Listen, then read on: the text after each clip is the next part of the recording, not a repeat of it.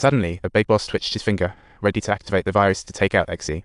Foolish onlookers, this is going down after Valentine spilled his grand plan, to use chips to make what he calls inferior humans eliminate each other, thereby having the population, allowing the survivors to enjoy life with an abundance. This big shot is clearly one of Valentine's chosen few for the new world, and the greed-driven old man thinks he can throw a lifeline to Eggsy, offering him a way out to join their ranks. Eggsy wouldn't team up with such a motley crew. Seeing Eggsy's stubbornness, the boss hit the launch button, hoping the virus would kick in, but after waiting forever, it's crickets on Eggsy's end. Instead, he felt chest pains as the virus hit, realizing Eggsy had swapped cups flawlessly. Who'd have thought the street rat could outwit him?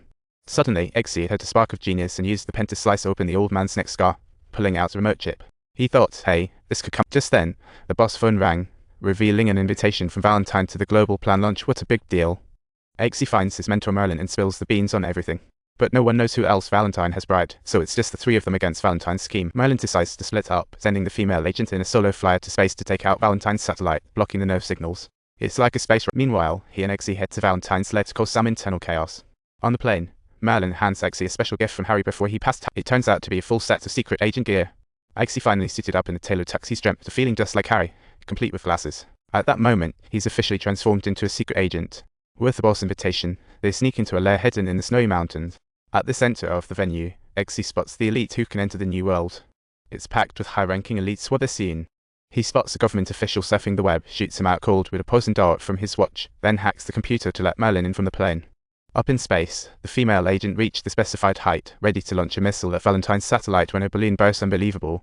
She wobbled and sped downward, with the second balloon about to pop. But with steely nerves, she locked onto the target and fired. Boom. The second balloon went kaput too. Screaming, she plummeted to Earth, hurriedly unstrapping herself and shedding the heavy ascent gear before pulling the parachute's successful escape.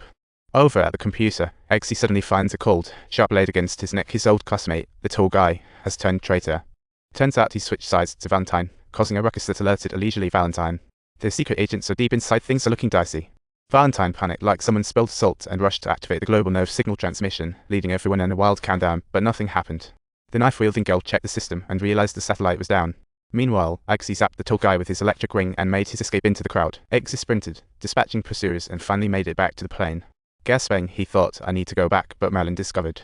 Although Merlin linked to the network, he found Valentine's bio-neural network was a tangled mess impossible to crack. If Valentine restores satellite communication and touches the palm print, the world would plunge back into chaos.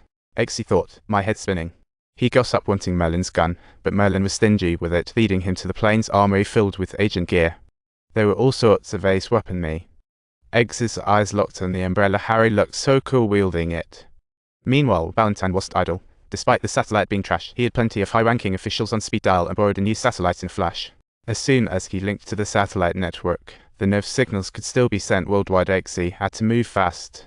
Though the super umbrella could block bullets, it was no match against the Blazer Tactical 2 sniper rifle. Nothing could shield him from the bullet storm. Knowing the trouble was brewing, Eggsy hid in the cell door, overwhelmed by white soldiers. His life flashed before his eyes. Merlin couldn't hold out much longer either, as the white soldiers brought in a big surprise. The anti-air missile could easily turn their plane into confetti. In a desperate moment, Eggsy suddenly remembered the chip from the boss neck and said to Merlin, maybe we should give this a shot. Merlin raced back to the computer, ready to get down to business. Although he couldn't crack the nerve signal system, he could hack into the chip systems in the enemy's heads. Just as the white soldiers prepared to launch the missile, Merlin pressed the chip explosion button, and all those with Valentine's chip felt a fireworks show in their necks. Those promised a ticket to the new world found themselves pleasantly transported to another realm. Eggsy gaped at Merlin in disbelief. This genius was incredible. But then came a knocking at the iron door. Eggsy peeked through the window and saw a beautiful European princess, thinking, I've got to be the hero here. Turns out he's more comfortable installing things in other people's heads than his own. Meanwhile, his board satellite was hooked up, and the world was on the edge.